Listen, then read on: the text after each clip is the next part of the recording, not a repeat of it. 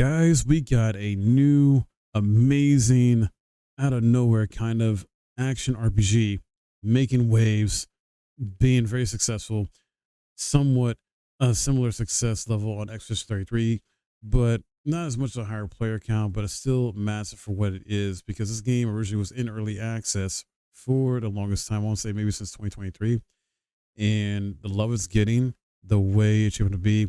It does have some pros and cons. You know, there's still some technical issues that need to be ironed out from the devs, and hopefully they get them figured out. And there's some quality of life stuff that should be added to it. But overall, Tainted Grail: The Fall of Avalon is a great action RPG that's based on Arthurian legends and is inspired by sagas like The Elder Scrolls and Dark Souls. It recently just launched officially to great success.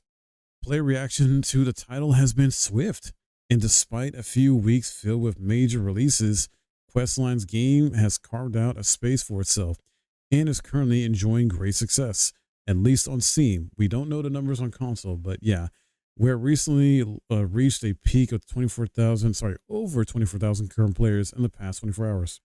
And this is a Steam number, so it also holds an 87% positive rating for more than 6,500 user reviews. And I know these numbers may not seem super big to some people because we've seen bigger in other games. For example, Expedition 33 that dropped not too long ago. I know it's a different kind of RPG, but it is RPG similar to this. And that peaked out at an all time of 140,101. And then you got Oblivion Remastered, which is more in line with what this game's about because this game is a Scrolls like in a sense, Elder Scrolls like. Oblivion Remastered all-time peak 152,429. But let's also consider that Elder Scrolls is a more established IP. Tainted Grail is just a new IP from indie dev, like a AA type of style game. It's trying to carve out its own path and be something different, but also familiar at the same time. So I get it if, 24,000 is not a lot to people, but honestly, this is really good for the game. I hope it keeps doing well. Plus, it's at a budget price, I believe, on Steam of $44.99 right now. I think early access version was maybe like $30 or a little bit less than that. But yeah, that is $45. So it's under $50, which is honestly a great price, in my opinion, for the standard version. There is a support edition that's $10 more for $54.99. And that comes with a official soundtrack, exclusive art book, digital, of course, and a golden horse armor, which I believe is equitable to your steed in the game.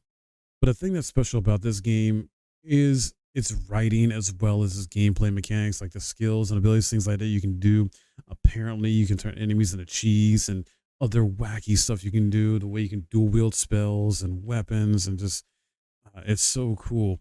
And choices matter, consequences. It's the main story itself is like I think not too long of actual quest lines. Like I think there's 12 or so quests, but this is a game that encourages you to explore its worlds, its environments. I think there's like four major areas you can go through. And yeah, it really encourages exploration and just having fun. And definitely something to keep on your radar. And honestly, I would recommend it because of the fun I've seen from streamers play it and other content about it. I still have yet to check it out myself fully, and I'm happy it's out right now because man, we're just eating so good. Us as RPG gamers are eating so freaking good. We got Tainted Grail, recently got Oblivion Remastered, Expedition 33. Then if you want to go further back in the year, we've had other great RPGs in Kingdom Come Deliverance 2, first Berserker Kazan. We're about to get Elden Ring Night Rain as a spin-off action RPG roguelike battle royale type style, and that's just freaking amazing. But back to Tainted Grail here. If you're wondering what also makes this game so appealing beyond its inspiration from Bethesda's saga, especially in granting players complete freedom to explore its world, one of the standout features is the setting. It's rooted in Arthurian legends, which I love Arthurian lore and legends, so this is right up my alley. But given a fascinating dark fantasy twist that brings it closer to the tone of Dark Souls. So while, yeah, it's Arthurian legend stuff here, it's definitely got a darker tone, and I love it. Plus, the game features a challenging and demanding combat system that makes each enemy encounter a fight to the death for survival. It also offers over 100 hours of content, including a complex and deeply crafted story where your choices have consequences, as I mentioned before, leading to all kinds of branching outcomes.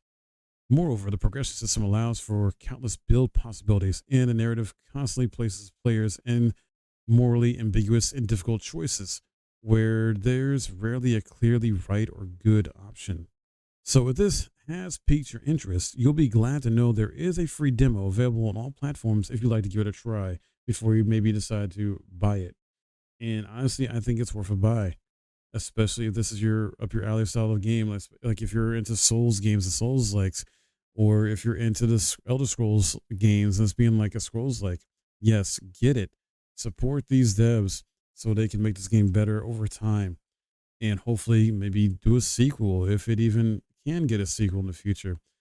Man, we are just eating so good. I love that indie games are getting more love, getting more shine, new IPs, whether it's indie, where it's double A. This is fantastic for me. Like, I want to keep reading about and hearing about success stories like this, no matter how big or small they may be.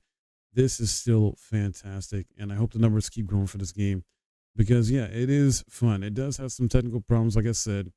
Hopefully, they get ironed out, and they just need to consistently, and they'll just need to consistently update it and patch it out, and get stuff figured out. They're still learning because even though it was in early access, there's only so much you can learn and do from early access. And then once the game's fully out 1.0, you encounter new problems. This is the same thing that happened with Baldur's Gate 3, for example, where the devs encountered new issues and problems after the full game was out that they didn't experience or encounter when it was in early access. So it happens, guys. So bear with it if you're one of those players that's like, I don't know, or on the fence, or been playing it and having issues with it. They will get it together. They definitely want their game to be good and enjoyable to all that play it. So, yeah. What do you guys think about this, though? That's all I got for you. If you found this video helpful and enjoyable, I would appreciate a thumbs up on the video and subscribe if you're new. But sound off comments below what you think about this. Are you looking forward to this game to check it out in the future, wait for a sale, or have you already been playing it? And I'll see you guys in the next video.